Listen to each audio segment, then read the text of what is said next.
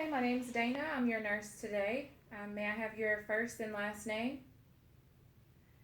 and your birthday?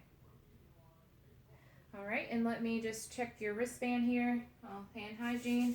I'll check your wristband. Okay, you do have an allergy to Keflex. All right.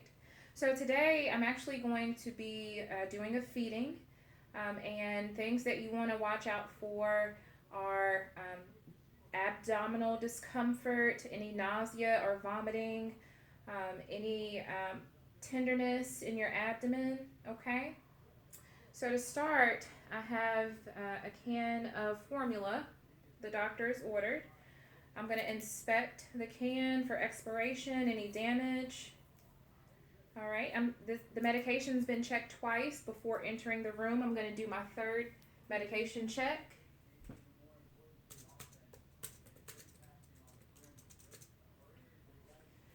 All right, I'm going to don gloves. I'm going to access the tubing here. I'm going to insert with 30 milliliters of air. Okay, and then I'm going to draw 5 to 10 milliliters of aspirate. Okay, I'm going to test the pH on that.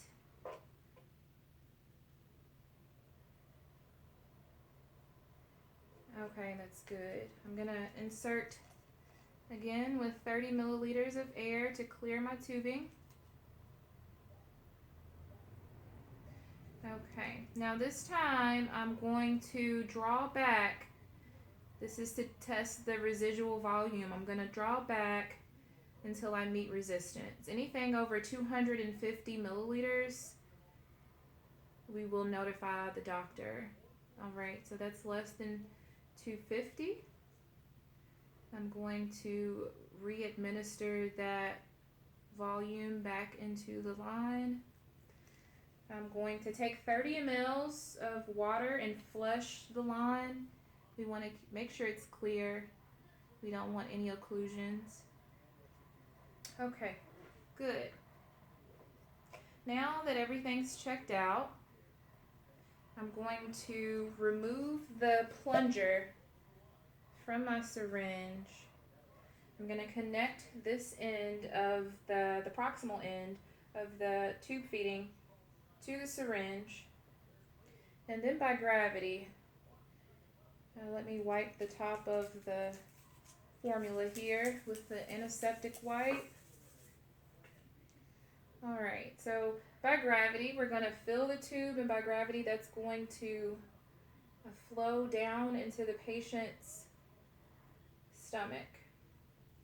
I'm going to allow the formula to run, and when it starts to empty, I'm going to fill with more up until what the doctor has prescribed.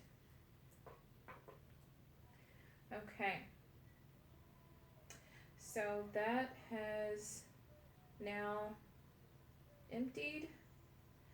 I'm going to remove the distal end of the tube feeding.